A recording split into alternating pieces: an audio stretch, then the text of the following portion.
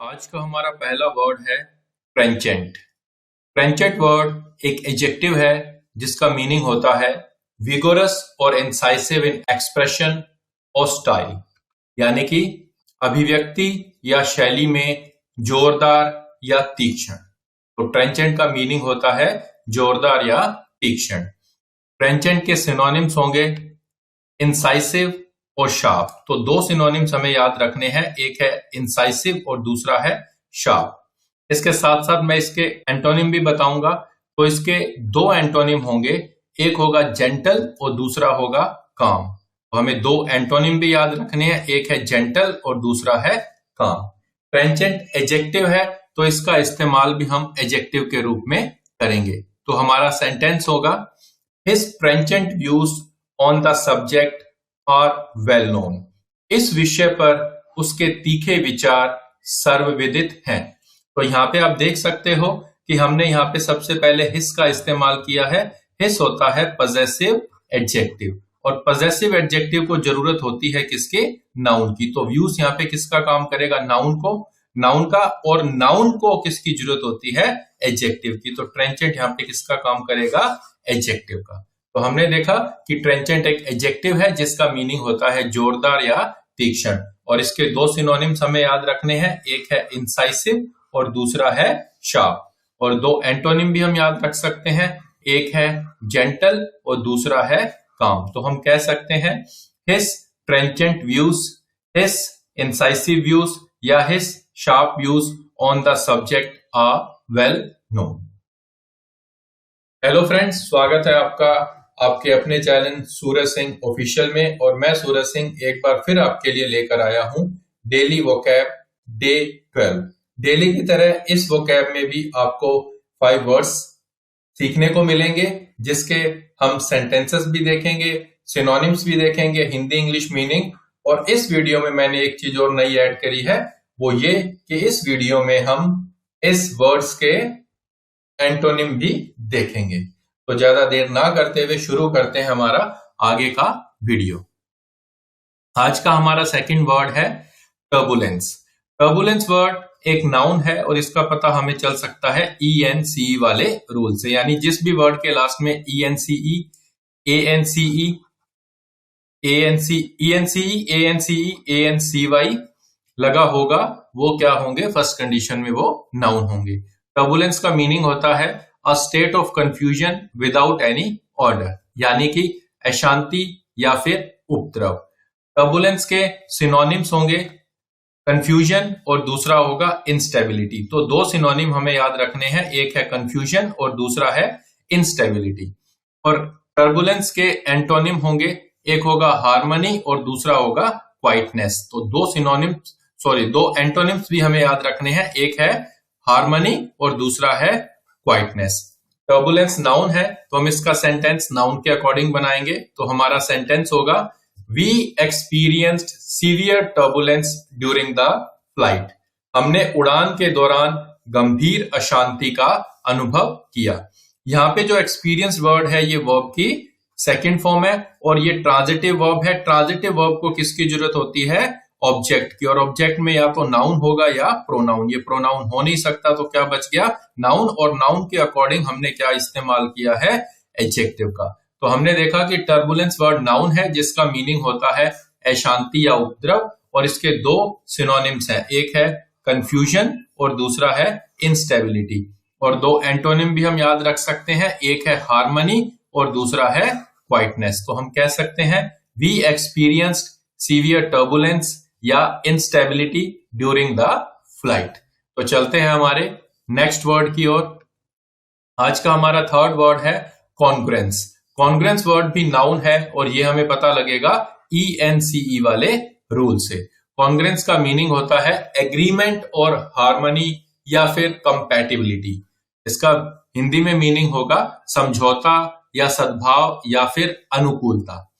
Congruence के synonyms होंगे conformity या फिर कंपैटिबिलिटी। तो दो सिनोनिम हमें याद रखने हैं, एक है कंफॉर्मिटी और एक है कंपैटिबिलिटी।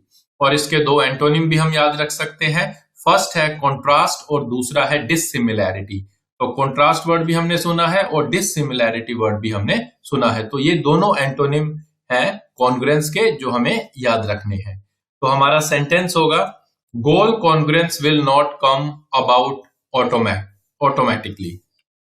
लक्ष्य अनुरूपता अपने आप नहीं आएगी, यानी लक्ष्य की जो अनुकूलता है या लक्ष्य का जो अनुरूपता है वो अपने आप नहीं आएगी। तो यहाँ पे एक रूल आपको और मैं बता देता हूं, यहाँ पे लिखा हुआ है गोल कॉन्ग्रुएंस विल।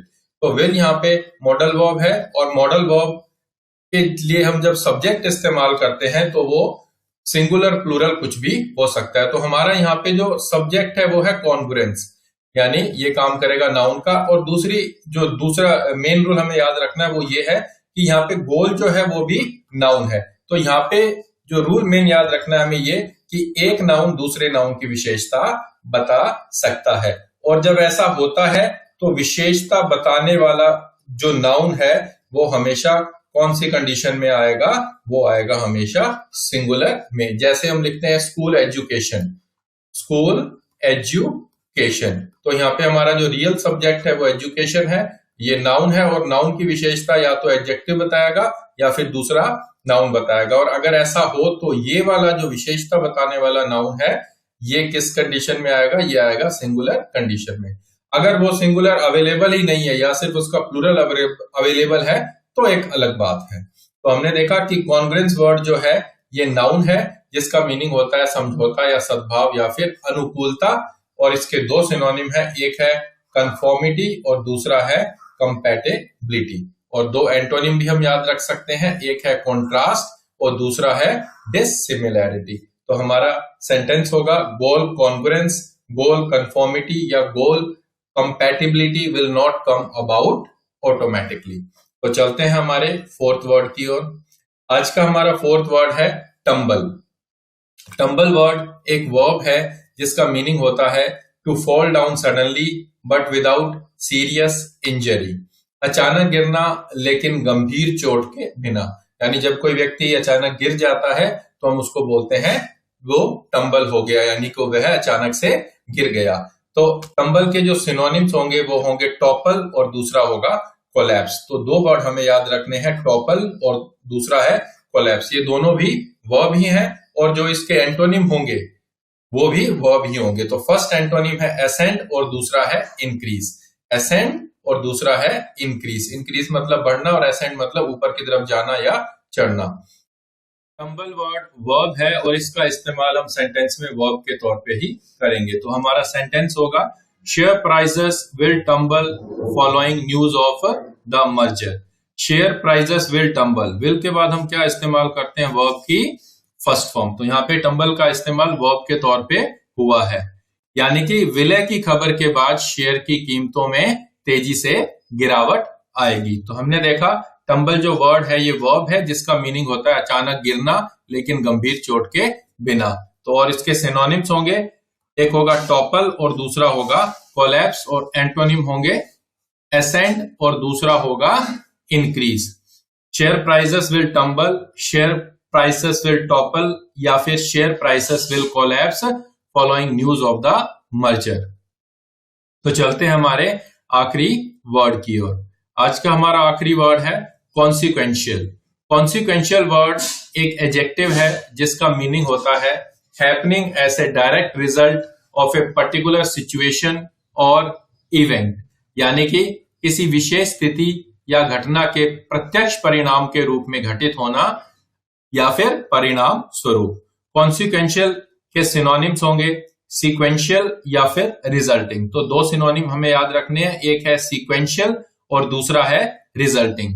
कॉन्सिक्वेंशियल के एंटोनिम होंगे अनइवेंटफुल या फिर इनकॉन्सिक्वेंशियल। तो दो एंटोनिम भी हमें याद रखने हैं, एक है अनइवेंटफुल और दूसरा है इनकॉन्सिक्वेंशियल। तो हमारा सेंटेंस होगा she was injured and suffered a consequential loss of earning. वह घायल हो गई और परिणाम स्वरूप कमाई का नुकसान हुआ। तो यहाँ पे हमने देखा कि कॉन्सिक्वेंशियल वर्ड एक एडजेक्टिव है जिसका मीनिंग होता है परिणाम स्वरूप। दो सिनोनिम हमें याद रखने हैं, एक है सीक्वेंशियल और दूसरा है रिजल्टिंग। और दो एंटोनिम भी हम याद रख सकते हैं, एक है अनइवेंटफुल और दूसरा है इनकॉन्सिक्वेंशियल। कॉन्सिक्वेंशियल। और हमारा सेंटेंस होगा she was injured and suffered a consequential loss, या अ सीक्वेंशियल लॉस, या फिर अ रिजल्टिंग लॉस ऑफ अर्निंग। तो ये थे हमारे आज के 5 वर्ड्स। अगर आपको हमारा ये वीडियो पसंद आया तो इस वीडियो को लाइक कीजिए, और अगर हमारा आपको ये चैनल पसंद आया तो इसे सब्सक्राइब भी कीजिए। Thanks for watching.